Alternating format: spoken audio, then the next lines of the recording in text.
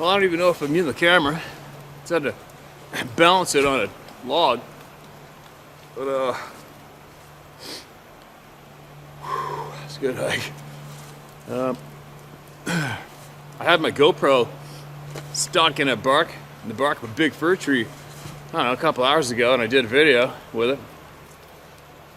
And then I went to turn it on again, and it said, SD card error. What a joke. So let's hope this camera sticks it out, and I'm gonna have to reread the ones that are red. And hopefully you can hear me. For anybody curious, if you remember those lights, those weird lights that I videotaped, I think a year ago or something. It was across the valley, up in those, way up there. That's where I videotaped those lights. Straight across the valley. Lord. Now let's get into it before my toes freeze right off.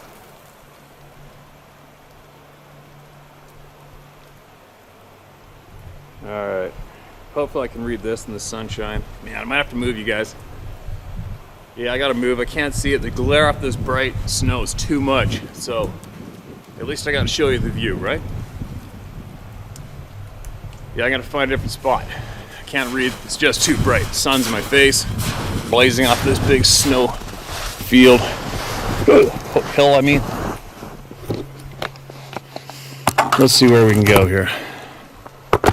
Maybe in here into the shady rocks down here. Definitely way too deep up here to find shed antlers, and there's no sign either. There's a little bit, but let's get into this shade here, see what we can do. There we go. That's gonna work. Now, and I think I can see my screen.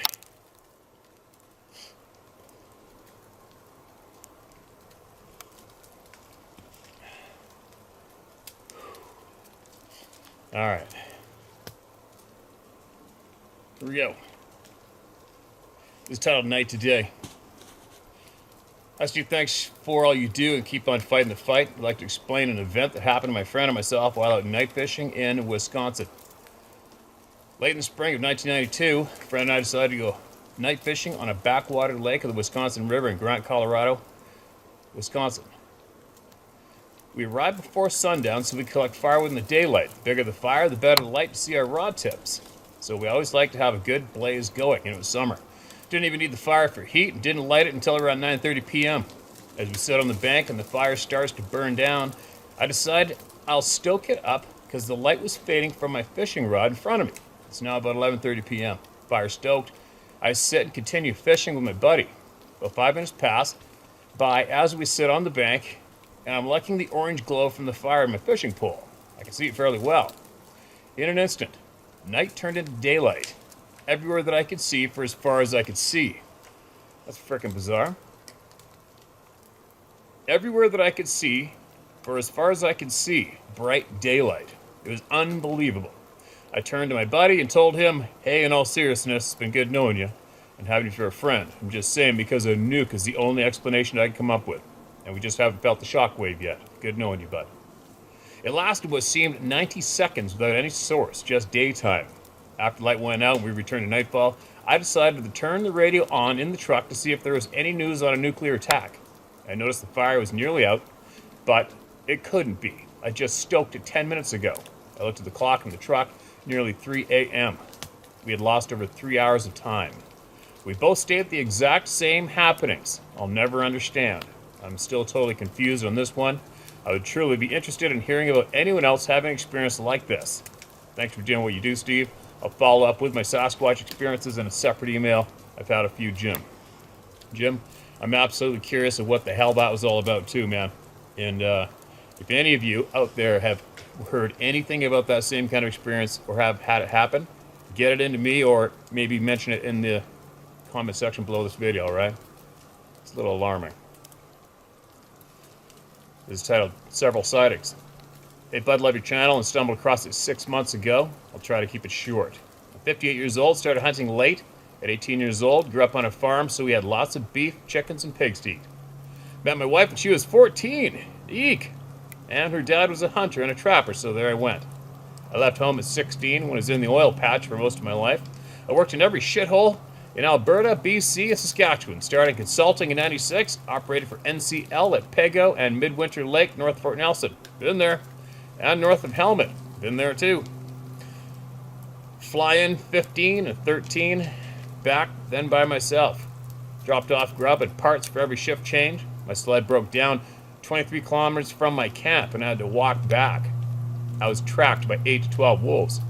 I could see the eye shine of the alpha ahead of me, but felt no fear or intimidation. I shielded my eyes. Then I shined my flashlight ahead, behind, and to the side. Nothing but eye shine. I had no ill feeling whatsoever and made it back to my shack. No worries. The black bears up there were terrible in the summer, though. Not the wolves. So out of all the years I spent in the bush and or the skeg, I never saw or smelt any savage. However, when I was 13, I was riding my Honda Z50 out to a friend's place, 1.5 miles west. Between us, there was our small town of about 50 people. Just to the east of that town, I saw something to my left or north. I drove a mini bike into the ditch and dropped it. Jumped off the fence and went into the field, and there was something hovering just east of the town. It felt like a big magnet, and all the hair on my head and neck was standing on end. If you held a dinner plate in your hand outstretched, that was how big I was seeing it. After, I'm not sure how long, I jumped the fence, back on my bike, and tried to make it the 3 minutes to my friend's place so I could show him. Within a minute, it was gone. I kept going to my buddy's place, but there was nothing there. I heard the next day in school that several people had seen something. We have the CFB Cold Lake Air Force Base within 10 miles from there, and nothing was ever reported. My name is Paul Lavasseur, and you can use my name. The rest of what I'm about to say, you can leave out, and I'll include it so you can use it if you see fit. Yeah, I read all this on your health, and that is an unfortunate frickin' story of all your health, man. Your bad health and your accident. Holy shit, dude. That's a lot. Listen, don't quit, alright? Just don't quit. Never ever give up. I hope you recover from all that list of shit. Damn, man. And I'll guarantee you some of the people you met working in the patch have seen these beings, guaranteed. I know of some up near Helmet, actually. There was a big sighting up there years back. Now, what's this next one? All right, this is titled, I Never Thought in Ohio. I was 13 at the time this took place at my grandparents' house in the country, which was bordered on woods on the left and a river, Great Miami River on the right. It was a very warm night, and I was sleeping on the couch with the main door open and a locked screen door. I was facing towards the back of the couch when I woke up to a sound of porch chairs being ran into or pushed out of the way. I froze and was scared shitless. There's a very deep breathing sound, and then the knob on the screen door was being messed with. I almost quit breathing, thinking who or what was going to get in, and then once again I heard the chairs being moved. I slowly rolled over to look out the door. My grandparents had a vapor light that lit the yard up. I saw a very large figure, maybe 8 feet tall, just going into the overgrown bushes and weeds, and was standing between a forked tree. It was kind of swaying back and forth, and a car was heading down the road, and it dropped down. The car passed, and it stood up, and I watched it take one huge step over a gully that was between the yard and the road. The other side was the same, and that was the wooded side, and he took one big step over that gully. He or it went crashing into the woods, heading left, and the trees were snapping. Needless to say, quiet wasn't his thing. I shut the main door, locked it, and made sure the back one was still locked. I tried to wake my grandparents up, but no luck. There was a pistol kept at their bedside, and I fell asleep on the floor, knowing if it came back, it would be Mr. Smith & Wesson. I truly enjoy your show and the emails you read from viewers. I've had a few more unexplained things that have happened, but that's a later time. God bless you, and always, eyes wide open, Rebecca in Ohio. Rebecca, thanks for that. That's pretty frickin' alarming. It'd be curious to know if your grandparents knew of this thing, and if they saw, if you talked to them about it.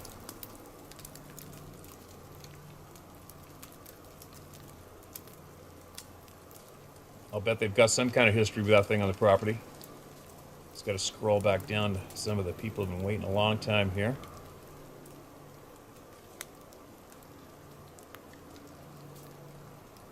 All right, here we go. Mark this as red. Looking outside the box. Dear Steve, you may read this if you want, and you can use my name. Here's an actual witness in the military that interacted with the tall whites in Nevada, the Nellis Air Force Base. All right. Charles Hall, a nuclear physicist, ex-military American weather specialist, and author who claims the United States military has been in contact with an alien species for years. He says the aliens would dress as humans and go visit Las Vegas. He would spot them gambling. When he was on his weekend leave, he also encountered them as a weather observer out in a remote area of the Nevada desert in the Nellis Air Force Base. They would come up and watch him while he did his job. He was only 19 at the time, and it scared the crap out of him. At first, he thought he was hallucinating. Eventually, they would talk to him and tell him that they loved their children more than humans loved theirs. That translated out to, "We will kill you if you touch any of them." Much to their surprise, he ended up saving one of their children's lives, and their tone quickly changed. He just went about his daily duties, and they went just to watch. Here's a quote from his book, Millennial. In 1964, when I was a weather observer at Nellis Air Force Base, Nevada, I witnessed interactions between the military and a group of mysterious, tall, white, human-like extraterrestrials, Charles said. Our military officers came through his bunk area one night with a group of tall, white officers, and they discussed and answered any questions for them. While Charles sat in his bunk watching this whole scenario play out, Charles was the first soldier they had found that was able to stay without freaking out. He did this job for 2 years, Charles also said. Their crafts are capable of traveling faster than the speed of light because Einstein was wrong about relativity. No cameras were allowed at the site, which has since been wiped off the map. When he first arrived for duty, the soldier he was replacing wanted to lock them both up in weather station and not go to the other end of the building because that's where he had encountered them. There was a group of 5, 2 men, 3 women, and they had come to go to the bathroom. When you encounter the tall whites, it's such a shock you're not sure if you are looking at a ghost or an angel, or if you are dreaming, he said. Charles also said that he had contact with 3 types of aliens. The tall whites, about 2.5 meters tall, the grays with yellow/orange skin, and the Norwegians with 24 teeth who look like humans and speak English. He claims that the experiences were real, and the U.S. Air Force were indeed hosting extraterrestrials that had reached agreements with during the 1950s, if not earlier. They were principally involved in technology transfers with the U.S. military. He said U.S. officials had kept it all quiet because people weren't emotionally ready to accept alien life forms. The tall whites are humanoid in appearance. The first UFO researcher to seriously investigate the Charles Hall story is Paola Harris, who interviewed him in July 2003. Paola Harris is an American and Italian journalist who also is friends with the Colonel Philip Corso, who was with the U.S. Army Intelligence and had dealt with the extraterrestrials and material evidence himself. Corso wrote a book called Day After Roswell and had it released on the day he died. It's a worthwhile read.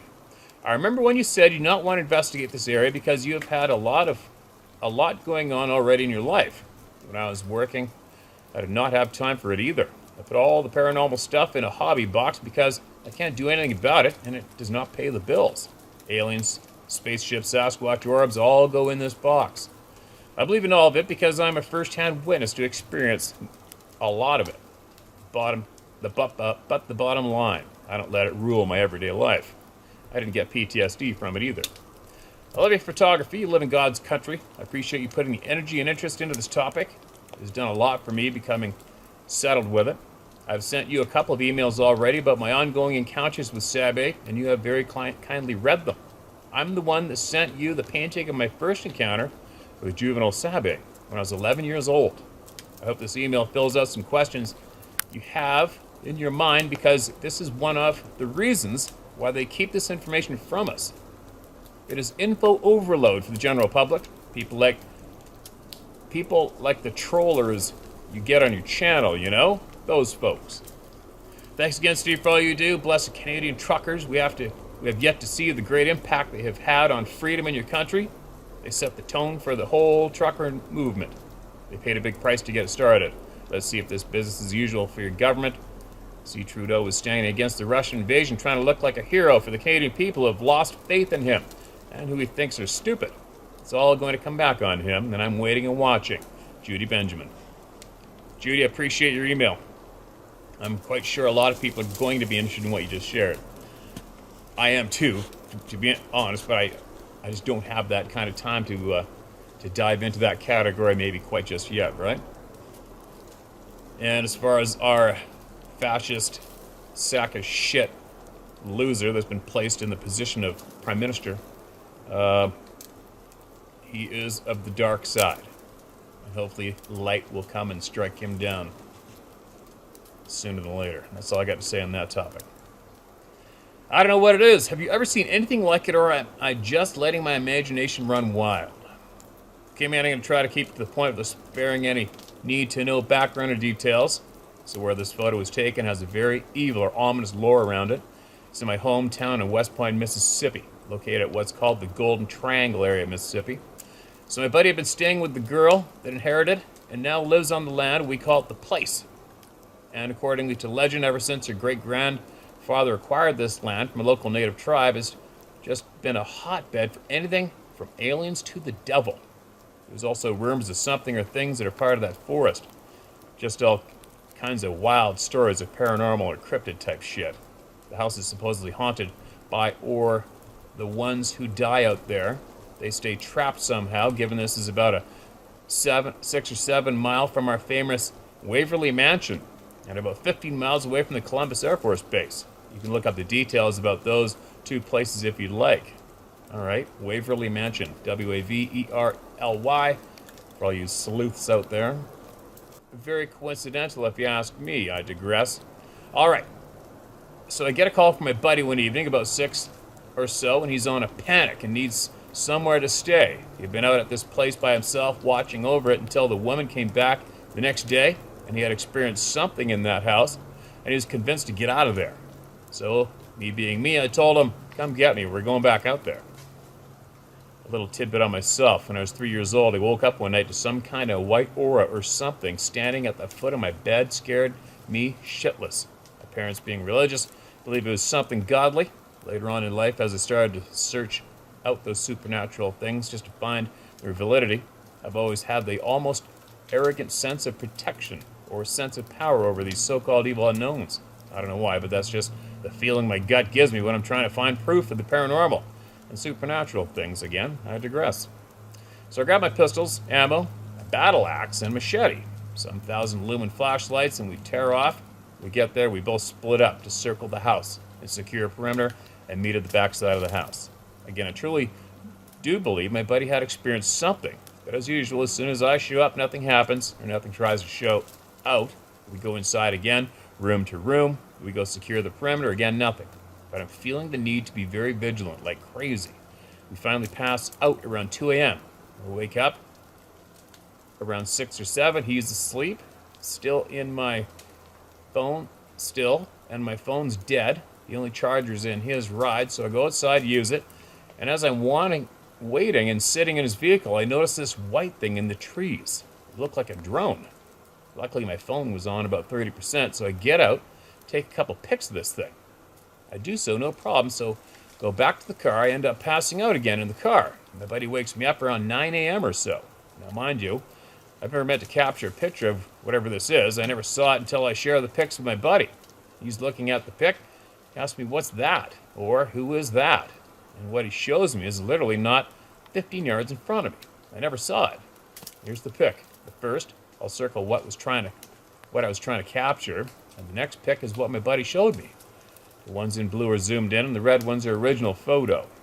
Anyway, what made me ultimately put 2 and 2 together was I ran across your video one day in 2021 when you were sharing the story of the physicist that witnessed the large being that made itself invisible.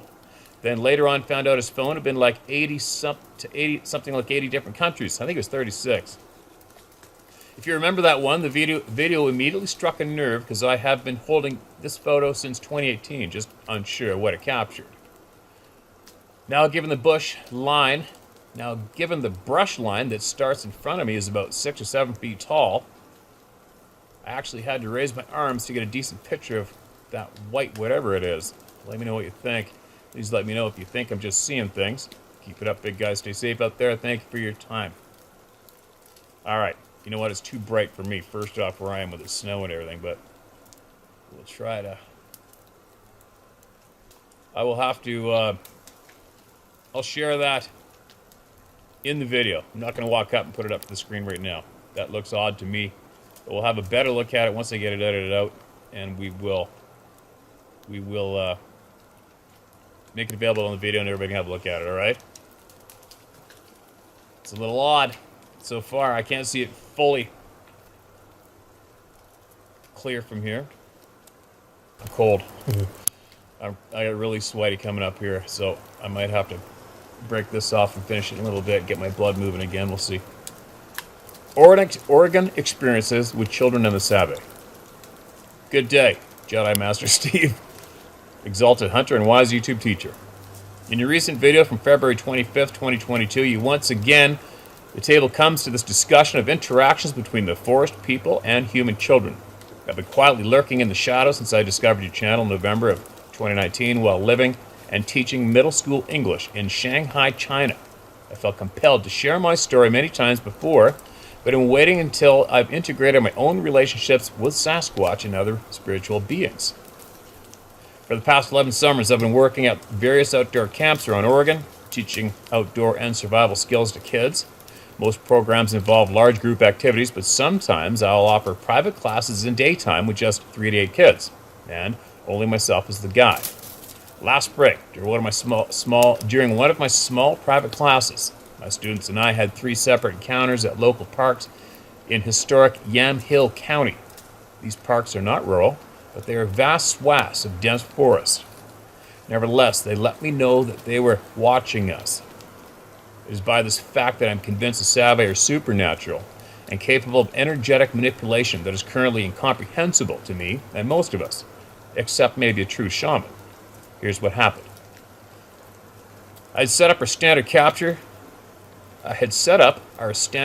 capture the flag battle game with wooden short bows and foam-tipped arrows with all 7 of the kids ages 6 to 12 and fell into a very childlike and playful demeanor myself. Sometimes when I'm teaching, I can completely forget about my adult life and just enjoy playing in the forest, and this is when the weird stuff begins to happen. I had most of the kids in direct visual within 50 yards of me. And then we heard what sounded like a cross between a monkey and a large tropical bird about 150 yards away, at ground level, into another tree line. The call was very loud and tropical bird-like at first, then shifted to a more primate-like whooping and hoo ha ha ha. My mind didn't even register it properly, and I asked the nearest kids, "Do you hear that?" One of them, a 10-year-old girl, gave me a confused look and said, "Yeah, it sounds like a monkey." Unfortunately, the kids immediately caught on to her saying that and started whooping back at it. How many people can say that's happened to them at work? It took me about 30 seconds to register what the F was going on. Between triangulating the sound of the call and eliminating known calls, human, no. Raptor bird, no. Cougar, definitely not. Then I realized that we were actively communicating with the Sabbath on a beautiful spring afternoon in a park I'd spent countless hours in as a kid. I immediately called a mandatory water break, gathered up all the kids, and moved us further away. Good move. The entire rest of the day I was on guard with my phone and knife within reach. Awareness always my primary defense, though. I sent outwards my feelings towards it, and I warned it that I'm responsible for the safety of these children, and I got some sort of intensely playful mixed energy response.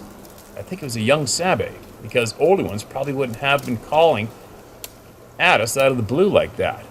I moved the kids away from it, lied to them about what it was. Didn't see or hear it anymore that day. It is what it is. What do you guys think about the monkey bird calls? There was a strong urge amongst the kids and I to go investigate the call, like he was luring us into it. I don't think that would have been wise. Maybe it just wanted to play capture the flag or something else.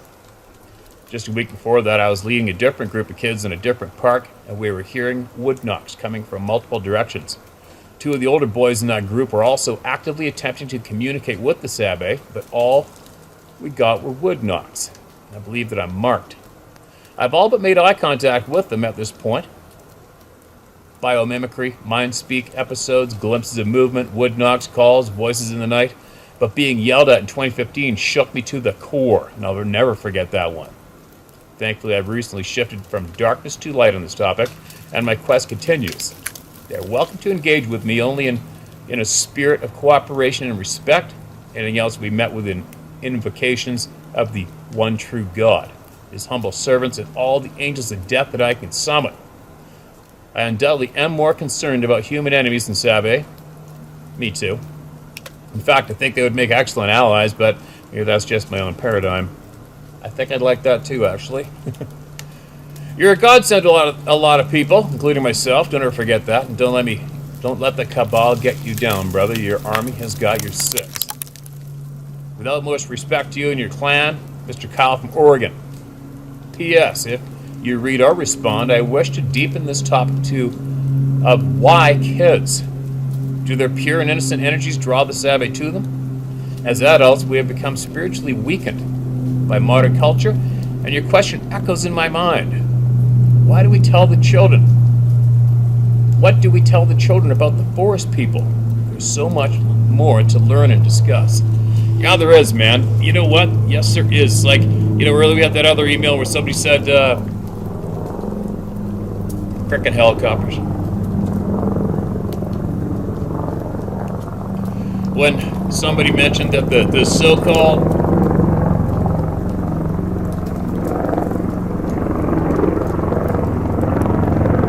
things below me.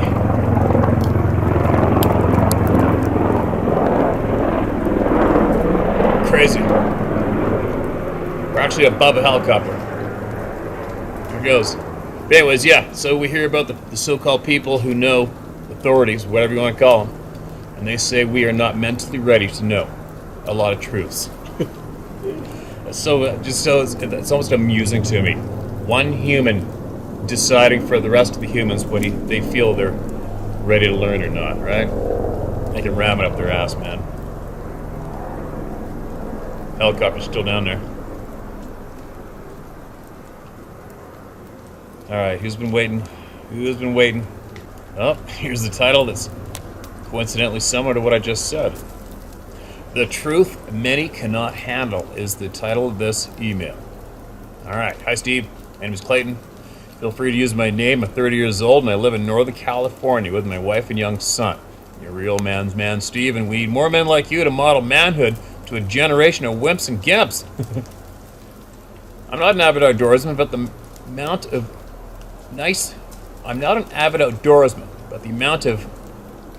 amount of my nice 8-point Kentucky whitetail back buck looking down on me reminds me of the days when I spent much more time in the woods. My grandfather had almost 700 acres of land for us to explore when we were young, and those memories stand out as some of the best of my life. I don't have access to that land anymore, sadly, but that's a very long story. First of all, before I get into my story, I want to express my anger and disappointment that many young people of my generation are completely disconnected with both nature and objective reality.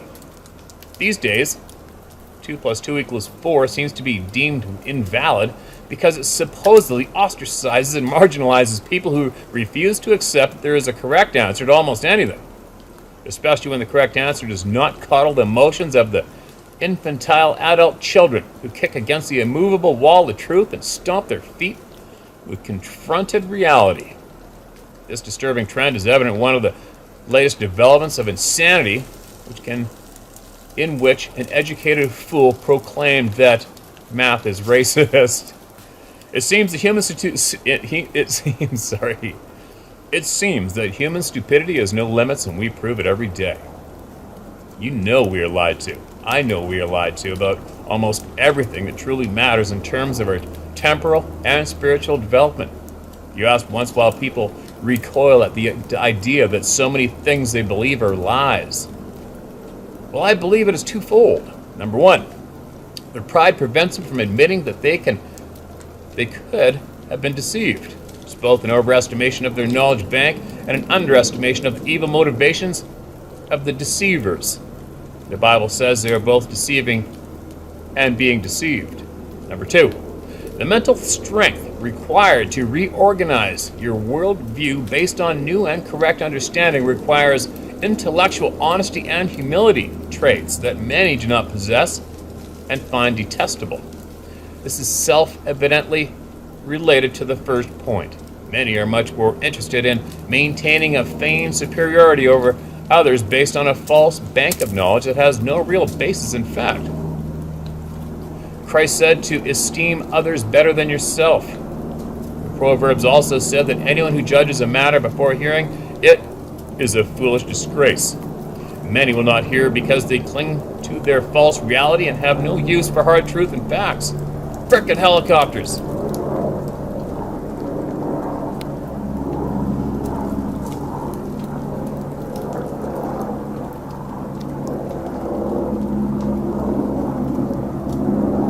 That one's below us too.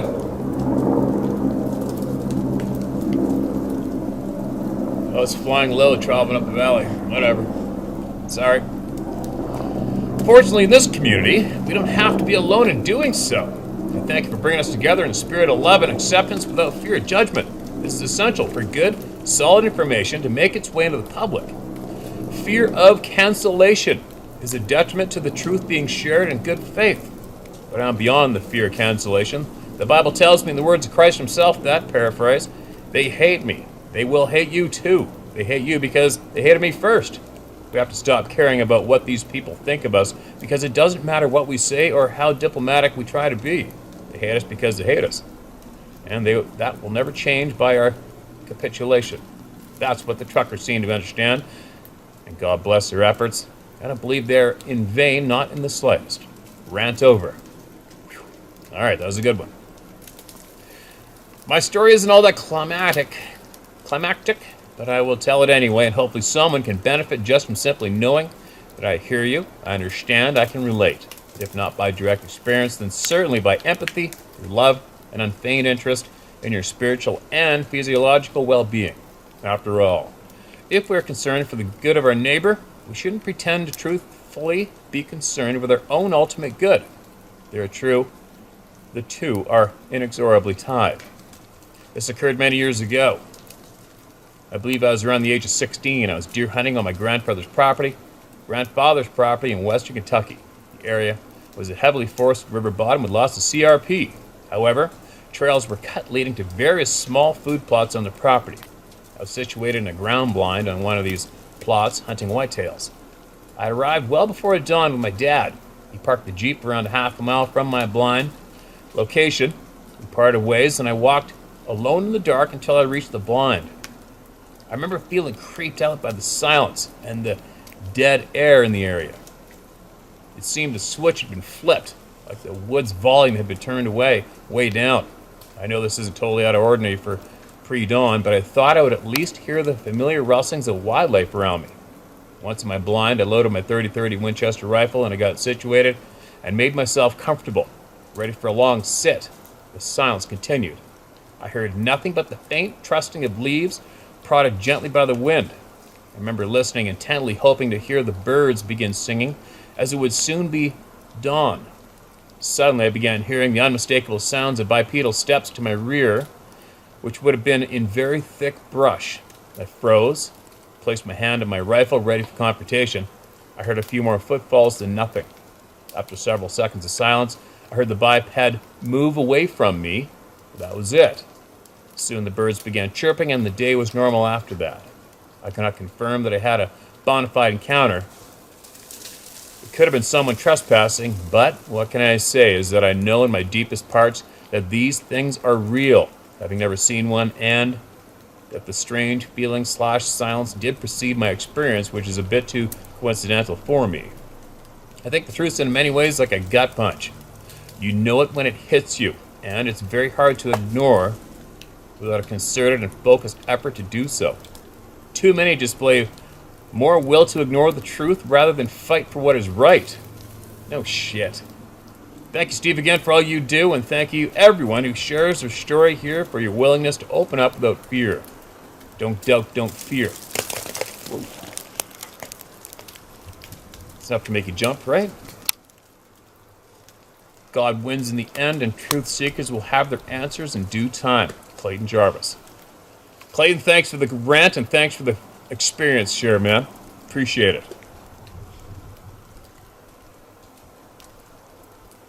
I'm sure you just resonated with a lot of people with that one. including myself. That chunk of snow that just beamed me in the shoulder gave me a little slight hiccup, but whatever. Whatever. I don't give a shit anymore. Bring it. Bring it or leave me alone. Whatever. I'm over it.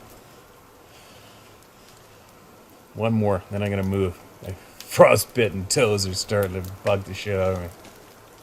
Forgotten Encounters to title this one. Hey Steve, glad to know there are others out there that couldn't give a rat's ass about what the bottom feeders think. I had an encounter in the mid-2000s that I didn't realize at the time what it was. Now looking back, there's no doubt what it was. I live in southeast Louisiana. There's much swampland here, as we all know. Anyway, I went back home from the city where I was living and working for a weekend deer hunt, as I did every hunting season. Excuse me. On Saturday morning, my dad and I made our morning hunt as we did on this family property. On our way back for lunch, he showed these marks on the side of a very large oak tree. The marks were the shape of an X, like claw marks. We chatted about it just a little bit. My dad said it was probably a bear marking. We never found any bear scat or tracks. Later that night, I stepped outside to relieve myself, and as I walked out away from the house in the darkness, I got this oh shit kind of feeling, like someone was watching me and telling me that I'd gone far enough. As I looked across this field toward the tree line, something let out a scream that shook me to my core. I could tell it was moving to the west of me, left or right. It then let out another scream, and I could feel each scream in my bones. It was around 200 yards from me and moving away. On the third and final scream, I felt like it was a warning to me. I've been through this section of the swamp many, many times on the way to my deer stand. One season was the first and the last time that I ever saw the marking and heard the screams. Sorry for the rambling on. My name is Robert. I don't mind if you use it. Thanks for all you do. Okay, man. It's not a very lucky thing being picked out of the crowd to have that experience of that scream, is it? It's absolutely nothing to be envied, without a doubt. I mean, I've heard noises. I've heard a 3-tone, long, drawn-out call one time, but I haven't had the bone rattling scream yet. I hope I don't receive it. All my luck, I probably will. I think one more, maybe. One more with a bunch of pictures. All right, here we go. This is my Mount Shasta experience. Correction. The title should read My Mount Shasta Experience, and my mom's accounts took place in the 30s, say 34 or 39. My mother was the youngest 12 children. The resend of the photos is the actual order these photos were taken. The last one was an impressive display of strength. I do know the Sasquatch size in the region of some being reported 12 feet.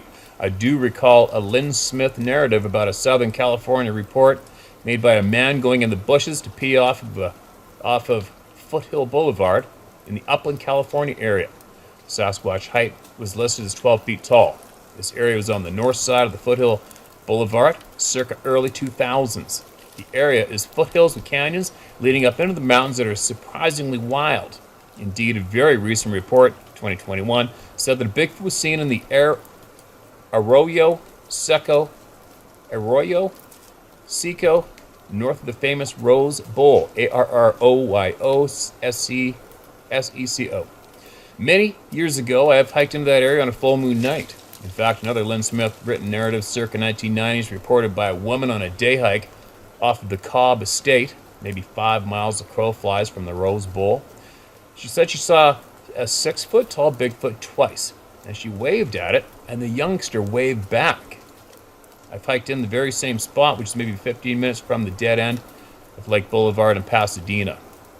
On the west end of Santa Monica Mountains, near YMCA camp, a young man reported that he was sneaking off to a rock formation he wanted to visit on his last day in camp. He estimated his destination was 3 miles from the Y camp. As he is hiking, he is approaching a small meadow, and he sees 2 children playing. He paused to watch unobserved. What caught his eye were their hairy appearance. And observing further, he saw several taller adults watching the children from the tree line opposite him. He heard a sound to his rear, so he hid in the bushes nearby. What he described was a creature with massive legs walked past him.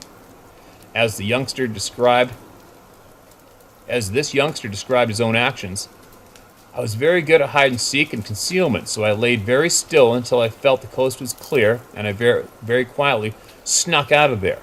Once I got safely out of the area, I ran as fast as I could back to camp. To give you an idea where this area is, it is not far from the Ojai clan of Sasquatch in Ventura County. Ventura County is the western terminus of the Santa Monica Mountains, which lead into Los Angeles Griffith Park. I include this information to give you an idea of how close the forest people are to populated areas. In fact, a Montreal or Toronto, Canada reported that took place in January 2000s where the informant was walking to her boyfriend's apartment and she was passing an alley. Something said, "Look up the alley." What she saw was a tall creature, maybe 9 feet tall, standing on one side of the alley. What got her was it was in the city. Times it was 6:30 p.m. Creepy. Akil. And yes, you can read my name. I live in LA, California. All right.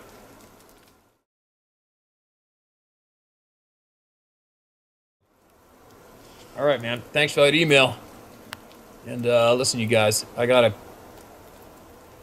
get my butt up. I think my left leg's fallen asleep. And my toes are on fire from being scarred from being frostbitten last frickin' November.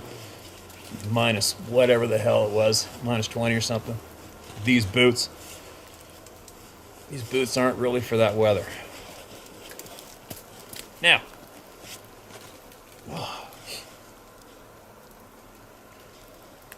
wouldn't that be something else if I got hit in the side of the head with a frickin' pelted snowball out of the middle of nowhere? I'd probably get PTSD from that. Wouldn't be good. I gotta start my way down. Oh, this is gonna hurt getting up. Oh yeah, there we go. No, nothing staring at me, that's good. I'm gonna carry on with some more video shortly when I get down a little farther. Get my blood pumping again.